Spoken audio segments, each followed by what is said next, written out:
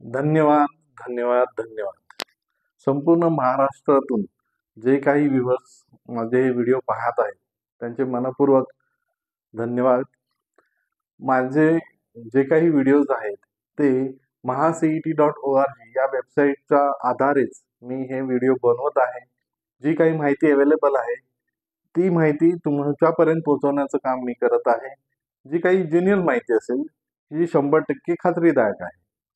तर मी आज जो व्हिडिओ बनवलेला आहे तो व्हिडिओ यासाठी बनवलेला आहे की पुढे जेव्हा फायनल मेरिट लिस्ट डिस्प्ले होईल त्या फायनल मेरिट लिस्ट नंतर पुढे काय काय कोणकोणत्या तारखेला कोणकोणत्या स्टेप्स होणार आहेत आणि कशा रीतीने प्रोसीड करायचं आहे. जर अशाच रीतीने ही ऍडमिशन प्रोसेस चालू राहिली कोणताही अडथळा न येता तर संभाव्य तारखा काय असतील फ्युचर मध्ये की कॅप राऊंड कधीपासून सुरुवात होणार आहे हा प्रश्न पालकांच्या मनात विद्यार्थ्यांच्या मनात आहे की कॅप राऊंड प्रोसेस जी आहे मेन कॅप राऊंड प्रोसेस ही ऍक्च्युली कधी सुरू होते. तर त्यासाठी मी हा व्हिडिओ बनवलेला आहे. पहा इथे मी सीईटी सेलच्या वेबसाईटवर गेल्यानंतर कॅप राऊंड 2025-26 मध्ये जातो.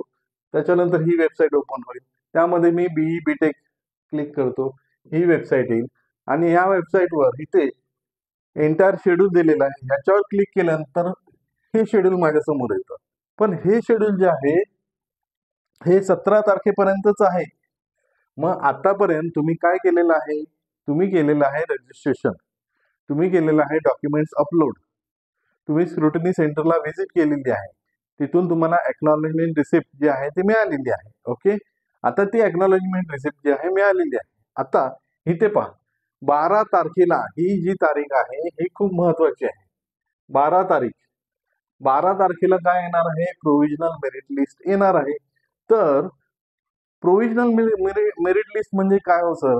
तर प्रोव्हिजनल मेरिट लिस्ट म्हणजे आतापर्यंत जे काही कॅन्डिडेट्सनी रजिस्ट्रेशन केलेलं आहे त्यांची एक मेरिट लिस्ट तयार केली जाते. ठीक आहे. आणि 12 तारखेनंतर हे ग्रेव्हियन्सेस कंप्लीट झाल्यानंतर पहा 13 ते 15 म्हणजे 3 दिवस दिलेले आहेत आणि ते 15 तारखेच्या 5 वाजेपर्यंत दिलेले आहेत. हे लक्षात ठेवा. आता हे जे काही बदल होतील ते सर्व बदल करून सीईटी सेल जो आहे तो एक फायनल मेरिट लिस्ट तयार करतो. ती आहे 17 तारीख. आता ही फायनल मेरिट लिस्ट मध्ये मी आतापर्यंत ज्या काही व्हिडिओज बनवलेले आहेत त्यामध्ये फक्त आणि फक्त मी कशावर भर दिलेला आहे? तर रँकवर भर दिलेला आहे. मी पर्सेंटाईलवर भर दिलेला नाहीये. मी सुरुवातीपासून तुम्हाला सांगतोय की खूप जणांचे पर्सेंटाईल सेम असतात पण त्यांचे रँक सेम असत नाही. तर ही जी मेरिट लिस्ट आहे या मेरिट लिस्ट वरून आपल्याला एक्झॅक्ट कळेल की आपण महाराष्ट्रामध्ये कोणत्या लेवलला आहोत, कोणत्या रँकला आहोत आणि त्याच्यानंतर पुढे प्रोसेस काय होईल. तर त्यासाठी ही या तारखा संभाव्य तारखा आहेत, पॉसिबल डेट्स आहेत की या वर्षी हे या तारखेला हे होऊ शकतं. ओके, ठीक आहे. हे पहा इथे मी ते मांडलेलं आहे. आता इथपर्यंत 17 तारखेपर्यंत झाली 5वी स्टेप. आता याच्यानंतर काय? तर याच्या अगोदरचा व्हिडिओ जो आहे तो सीट मॅट्रिक्सचा व्हिडिओ तुम्ही पाहिला पाहिजे. कारण सीट मॅट्रिक्स कसं रीड करायचं ते त्या व्हिडिओमध्ये मी तुम्हाला सांगितलेलं आहे.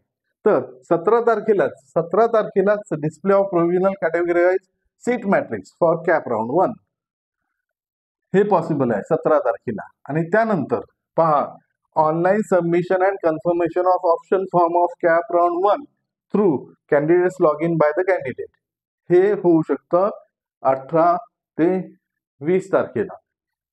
हे 3 दिवस खूप महत्वाचे दिवस आहेत की कॅप 1 साठी प्रेफरन्स फॉर्म फिल करायचा आहे, सबमिट करायचा आणि कन्फर्म करायचं आहे.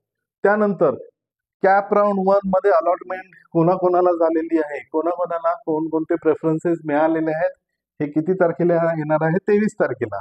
त्यानंतर ऍक्सेप्टिंग द ऑफर्ड सीट जी कोणती सीट मिळालेली आहे ती कॅन्डिडेटने काय ऍक्सेप्ट करायची आहे अकॉर्डिंग टू कॅप राऊंड 1. मग ऍक्सेप्ट केली 25 तारखेला आणि रिपोर्टिंग कधी करायचं आहे? त्या कॉलेजला जाऊन reporting to the allotted institute and confirmation of admission 25/7 म्हणजे 25 जुलै ते 27 जुलै हे 3 दिवस दिलेले आहेत. 27 जुलैच्या 5 तारखेपर्यंत या संभाव्य तारखा आहेत. ओके, अगोदरच सांगतोय मी. फायनल आपण कशावर विश्वास ठेवणार? mahaCET.org वेबसाईटवर cetcell.mahaCET.org. आणि त्याच्यानंतर जर एखाद्या स्टुडंटला काय करायचं आहे, फ्रीज करायचं नाही, फ्लोट करायचं आहे, तर तो पुढच्या ह्याच्यामध्ये जाऊ शकतो. Display of provisional vacant seat for CAP round 2 हे किती तारखेला येईल? 28 तारखेला. आणि त्यानंतर कॅप राऊंड 2 ची प्रोसेस सुरू होईल. ओके, मी ह्या डेट ज्या दिलेल्या आहेत या गेल्या वर्षीच्या जे टाइम टेबल होतं त्याच्या रेफरन्स घेऊन ह्या डेट्स दिलेल्या आहेत. जवळपास याच तारखेच्या दरम्यान आपले कॅप राऊंड म्हणजे 17 तारखेला आपली मेरिट लिस्ट येते, फायनल मेरिट लिस्ट, आणि सीट मॅट्रिक्स त्याच दिवशी येईल. आणि दुसऱ्या दिवशी पासून काय प्रेफरन्स फॉर्म फिलिंग सुरू होईल. म्हणून ही जी 17 तारीख आहे 17 जुलै ही खूप महत्वाची आहे की ज्या तारखेला आपल्याला एक्झॅक्ट मेरिट लिस्ट रँक कळणार आहे. आणि हा मेरिट लिस्ट रँक कळल्यानंतर एक्झॅक्ट 17 तारखेपासूनच कॅप राऊंड सुरू होईल. का असं मी म्हणतोय? कारण एक्झॅक्ट सीट मॅट्रिक्स आपल्याला कधी मिळेल? 17 तारखेला. जर 17ला आला नाही तर तो किती तारखेला येईल? 18 तारखेला येण्याची शक्यता आहे. ओके, आणि मग प्रेफरन्स फॉर्म भरण्याची तारखा काय आहेत? 18 ते 20 जुलै 2025 या शक्यता आहेत. या शक्यता म्हणजे पॉसिबल डेट्स आहेत. त्यानंतर प्रोव्हिजनल अलॉटमेंट 23 तारखेला.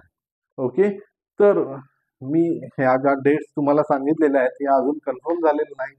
फायनल डेटसाठी आपल्याला ते जे एंटायर शेड्यूल दिलेलं आहे वेबसाईटवर, हे एंटायर शेड्यूल पुढे आता कंटिन्यू होईल.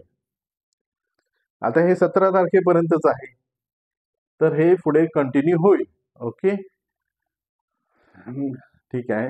हा व्हिडिओ आवडला असेल तर लाईक करा, शेअर करा, सबस्क्राईब करा. अजूनही चॅनलला सबस्क्राईब केलं नसेल तर सबस्क्राईब करा आणि बेल नोटिफिकेशन ऑन ठेवा, जेणेकरून असेच इन्फॉर्मेटिव्ह व्हिडिओ तुम्हाला भेटत जातील. तुम्ही पाहत राहाल. मी इथे थांबतो. धन्यवाद.